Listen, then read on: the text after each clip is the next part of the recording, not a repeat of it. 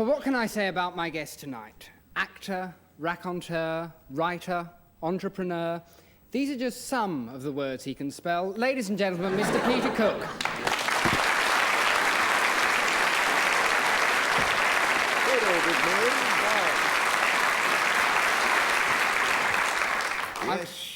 Yes, sir. I was told in the dress rehearsal that I had to shake hands. That's chat show etiquette, apparently. You a lot that way, actually. Do you know, I read in Playboy, for years and years I've been told it's impossible to catch by sitting on a toilet seat. And in last month's Playboy, and Playboy seldom lies, it is possible to catch it from sitting on anything at all. Has this chair been inspected before? I was going to ask you, this is my first attempt at doing anything like this. You hosted a chat show once, didn't you, many moons ago? Yes, I did, yes. I was wondering if you got any public reaction to it at all. Yes, the public reaction was that I should desist from hosting a chat show. One of the main problems I found as an interviewer was an inability to hear what the other person was saying. And if I did, no interest in it whatsoever either. And Nancy Banks-Smith of The Guardian, she alleges, and it may be true, that Kirk Douglas was a guest on the programme. When he came in a fit of nerves, I said, "Who are you?" instead of "How are you?" But it didn't make any effect. He said, "Well, Peter, I'm extremely well, and I just flew in from wherever he'd flown in from and did the normal sort of number." Did anyone ever write to you about it? Did you get complaints? Because it was a live show, wasn't it? Yes, it was a very, very live show. And the viewing figure, there were only 3 programmes went out.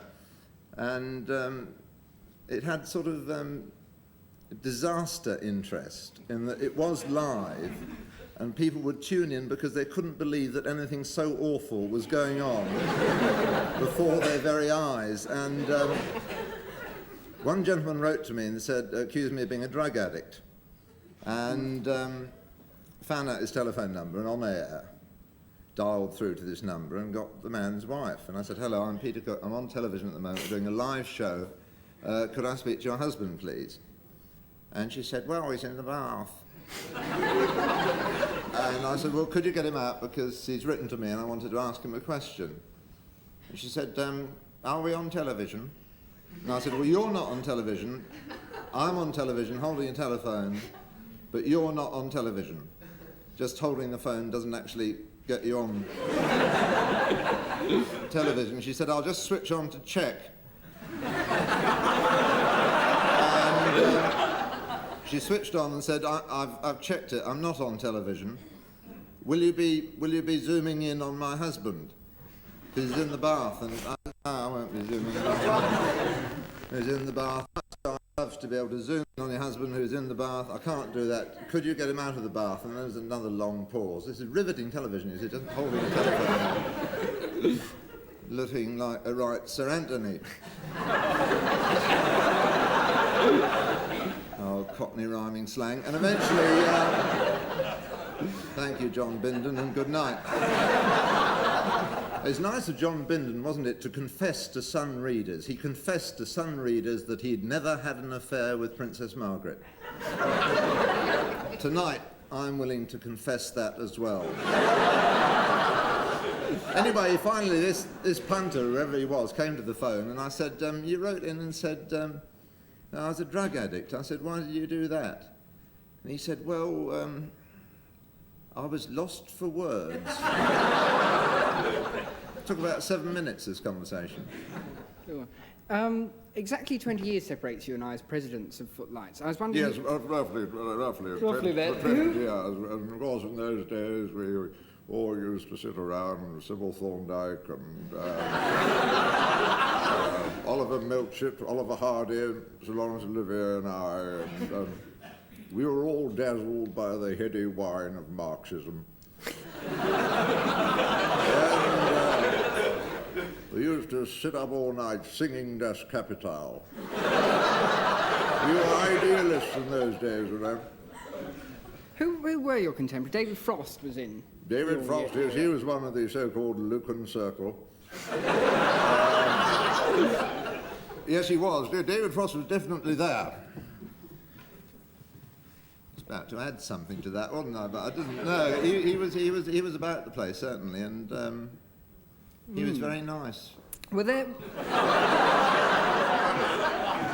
What else can you say? He was pathetic. He used to.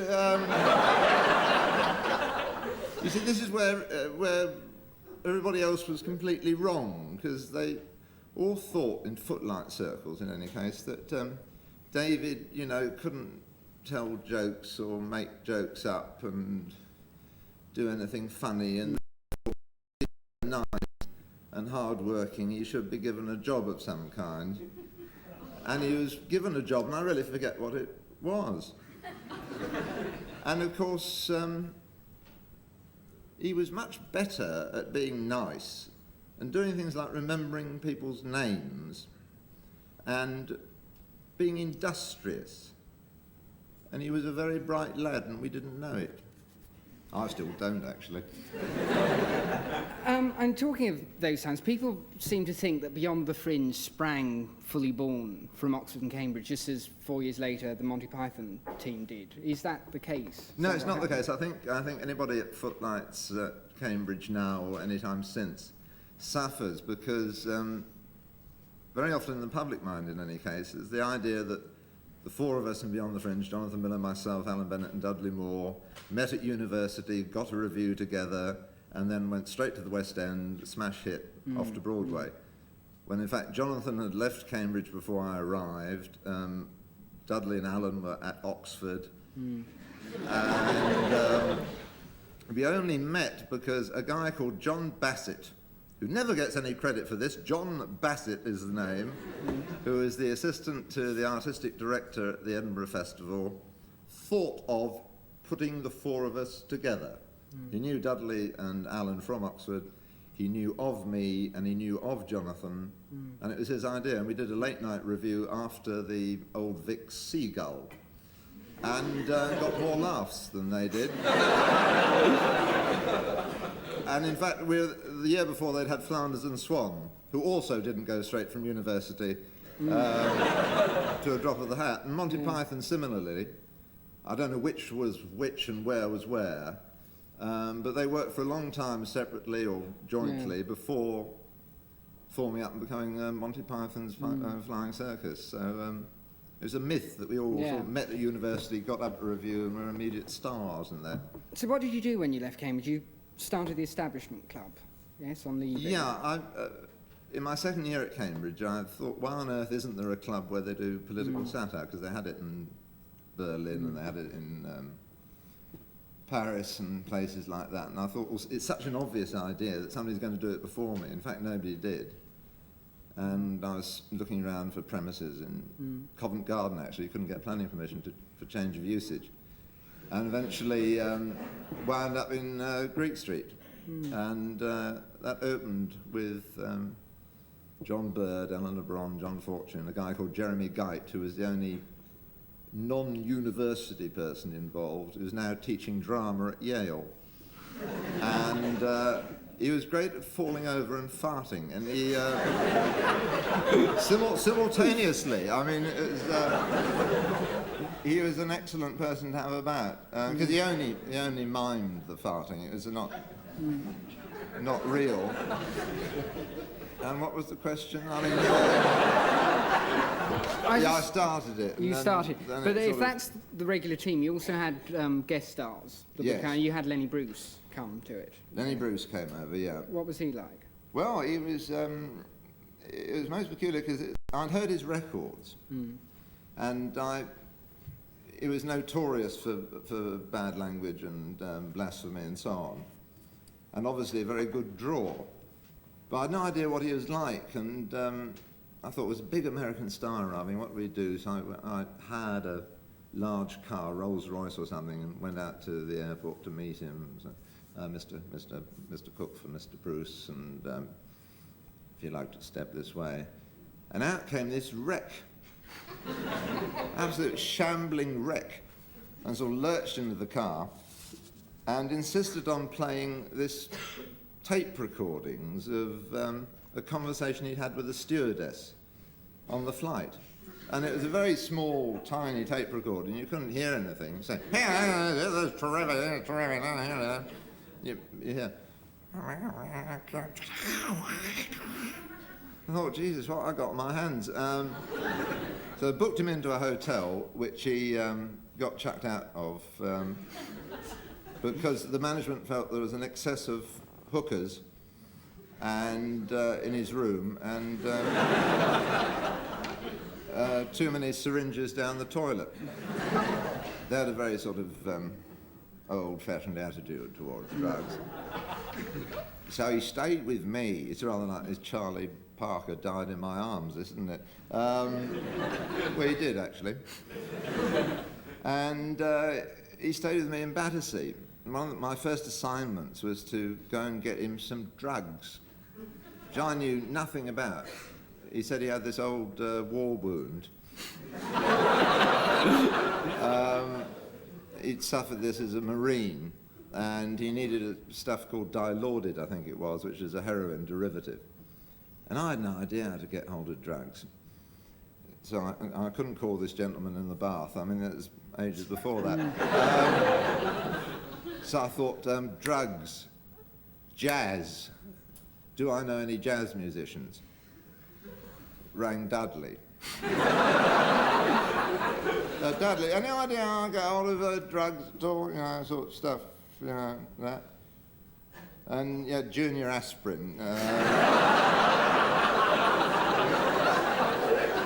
Which I didn't think was satisfying Lenny's craving. Anyway, I did get hold of a few jazz people who had vague ideas of certain doctors, and I went traipsing around London till about 3:30 in the morning with this terrible phony prescription that Lenny had. I think it was a phony prescription, Dr. Ziglovich, for Dilaudid, this awful tatty piece of paper. I was wandering around to these doctors in the middle of the night, and they said, piss off, you know, in medical language. And I got back, and what I thought, I had a very fixed picture in my mind that Lenny Bruce, deprived of heroin, he'll be climbing up the wall, having the most appalling withdrawal symptoms, and screaming and yelling like I saw in the movies and so on.